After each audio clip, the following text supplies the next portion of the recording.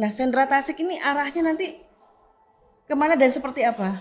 Alhamdulillah mata kuliah koreografi yang menjadi dasar itu bisa dikembangkan mereka menjadi koreografer handal.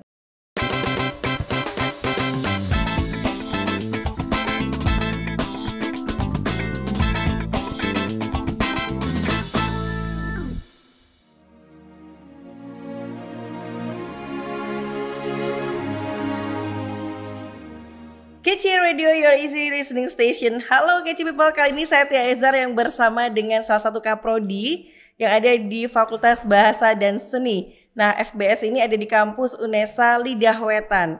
Saya penasaran dengan prodi ini karena kita bisa menguasai 3 seni sekaligus. Nah, langsung saja kita tanya ke kaprodinya, yaitu Ibu Dr. Ani Juwaria MSI. Beliau adalah kaprodi S1 Pendidikan Sendra Tasik. Halo Ibu, apa kabar? Halo, baik-baik. Alhamdulillah sehat ya Ibu ya? Alhamdulillah sehat. Ketemu mahasiswa jadi berasa lebih muda. Betul. Bu, saya tuh penasaran, dalam jangka waktu tertentu mahasiswa ini harus mampu menguasai 3 jenis seni. Seni drama, tari, dan musik. Betul. Apa aja Bu yang dipelajari di sini selain itu?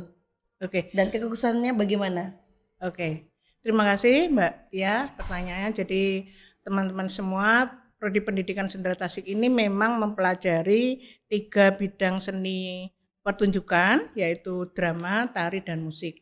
Nah, tentunya dari ketiga bidang itu diharapkan para mahasiswa menguasai baik secara teori maupun praktek beberapa mata kuliah di bidang drama, kemudian tari, juga musik.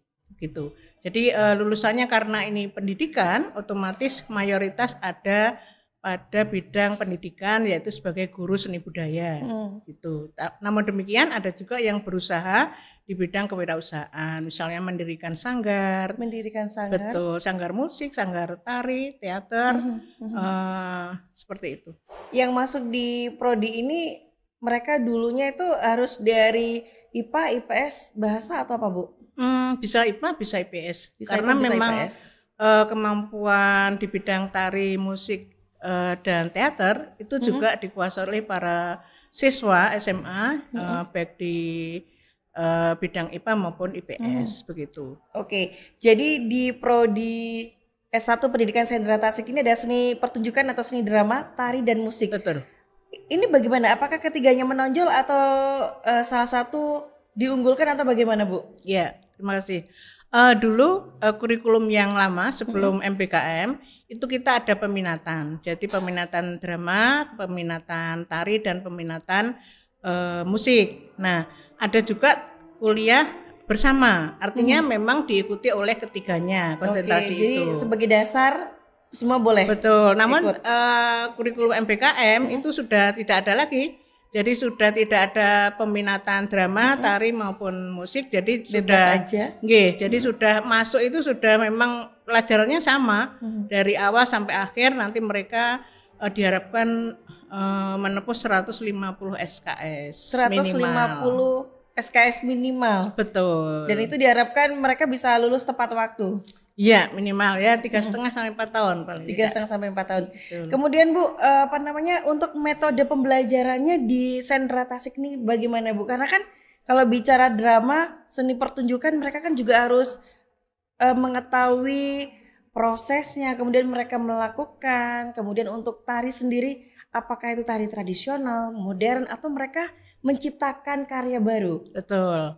Ya, jadi di dalam pembelajarannya ada pembelajaran yang mata kuliah teori dan praktek. Nah, untuk prakteknya masing-masing ketika konsentrasi itu tugas akhirnya menciptakan karya, bisa karya tari, karya musik maupun karya teater, penyutradaraan seperti itu. Nah, di dalam pembelajarannya ya paling banyak ya praktek. 60% mata kuliahnya presentasinya begitu ya. 60-40. Betul.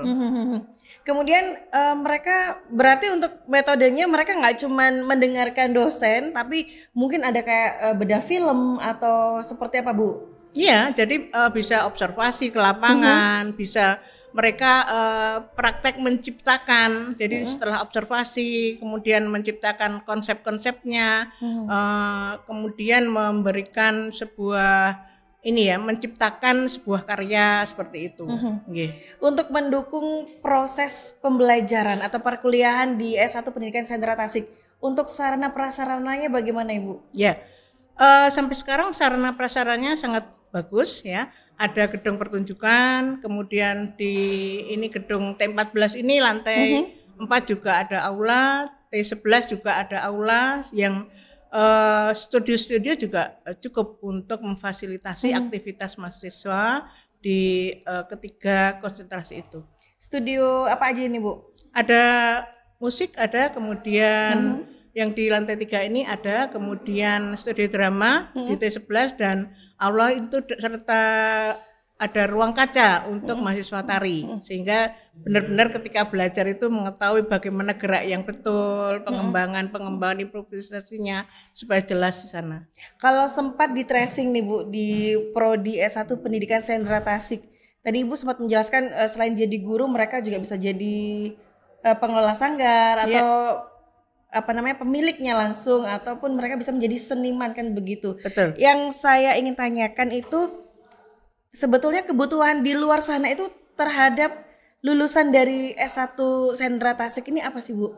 Karena kan kalau guru sepertinya semua diajarkan begitu ya. Betul. Nah, Sentra Tasik ini arahnya nanti kemana dan seperti apa? Nah, kalau mengikuti perkembangan zaman yang jelas sekarang sudah muncul juga koreografer muda ya, yang itu sudah ada yang lulusan kita sampai ke tingkat internasional begitu aktivitasnya. Jadi ya alhamdulillah mata kuliah koreografi yang menjadi dasar itu bisa dikembangkan mereka menjadi koreografer handal. Jadi ini termasuk mata kuliah unggulan ya Bu ya? Termasuk mata kuliah koreografi. Ada juga tari pendidikan, menciptakan tari-tari anak di tingkat berbagai tingkatan.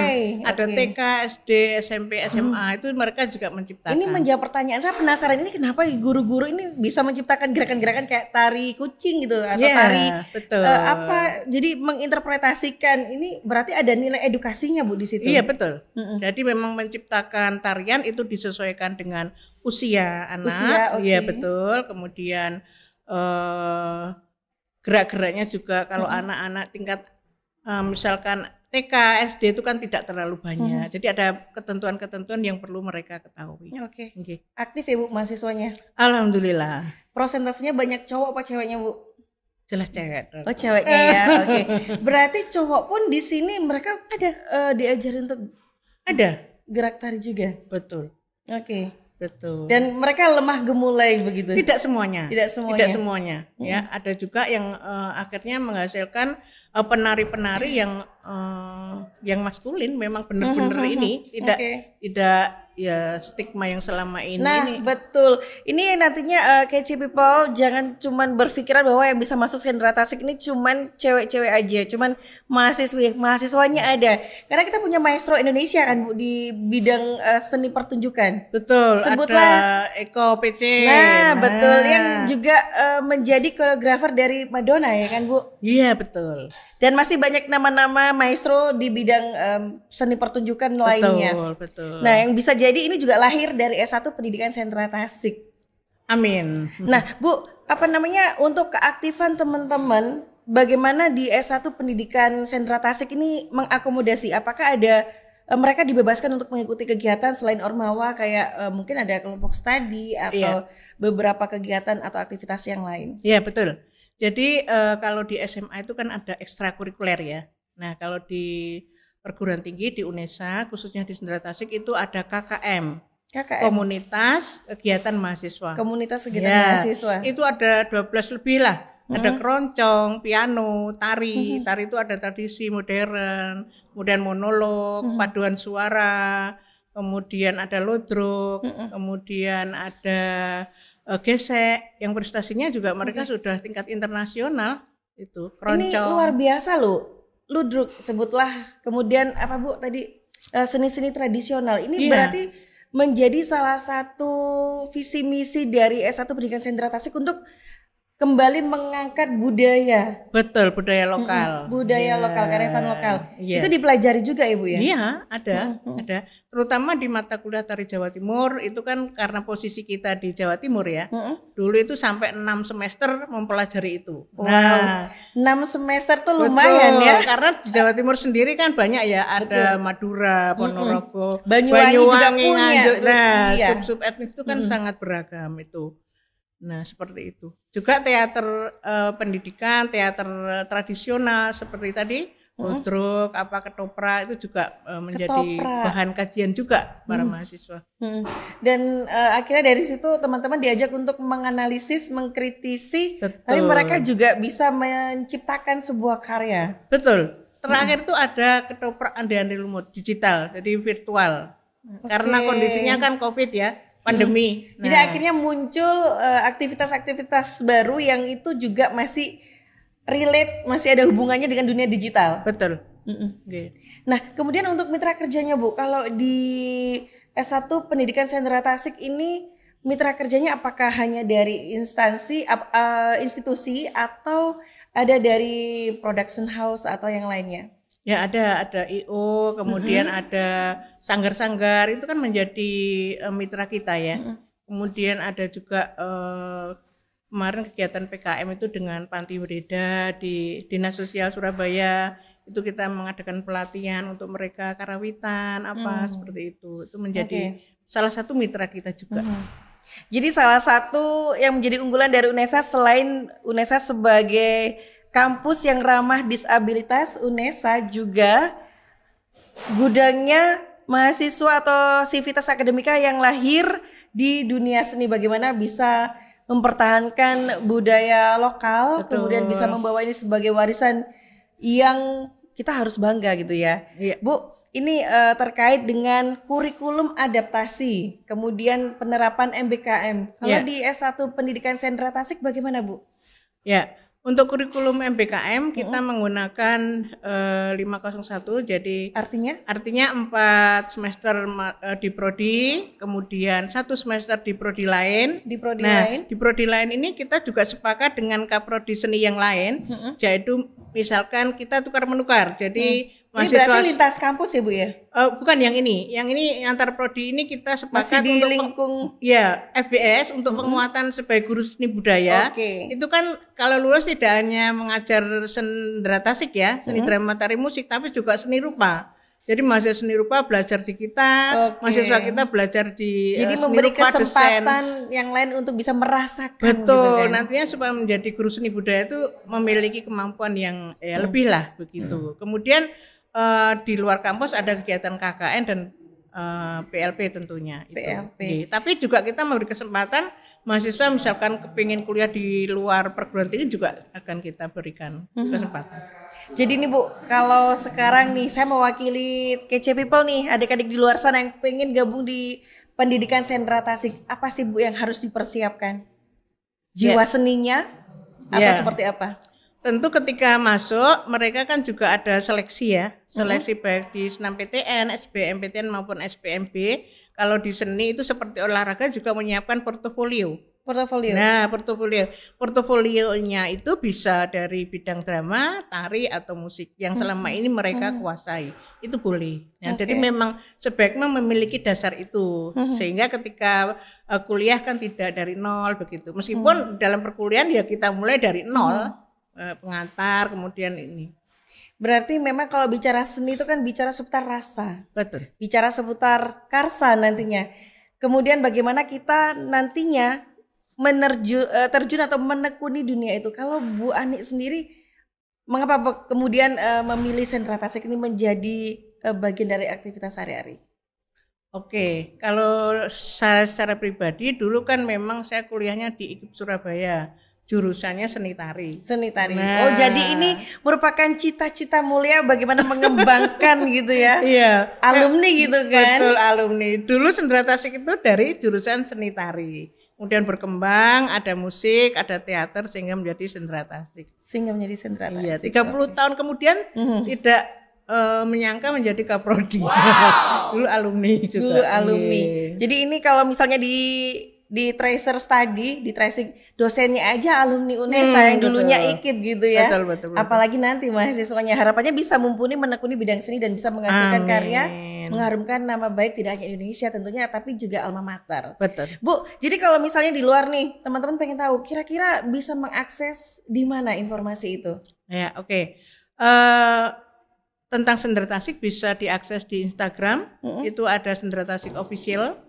Kemudian ada web juga, webnya itu di s1psendratasik.fbs.unesa.ac.id. Nah, di situ. Oke, jadi buat kece people tadi sudah disampaikan oleh Bu Ani ya, beberapa akun sosial media maupun websitenya bisa diakses di situ.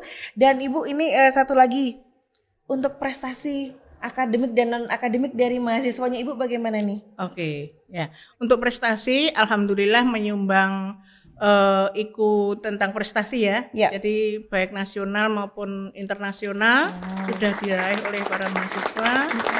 3 tahun berturut-turut untuk paduan suara kan juga prestasinya internasional, mendapatkan medali emas.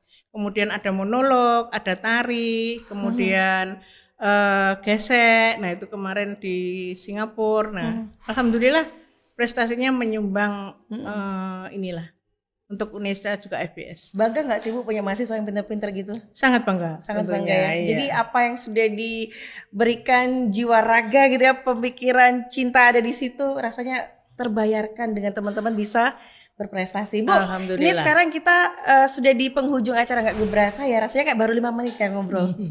Bu, closing statement mungkin bisa memberikan motivasi atau juga buat teman-teman yang ingin bergabung dengan S1 Pendidikan Sendera Tasik, monggo.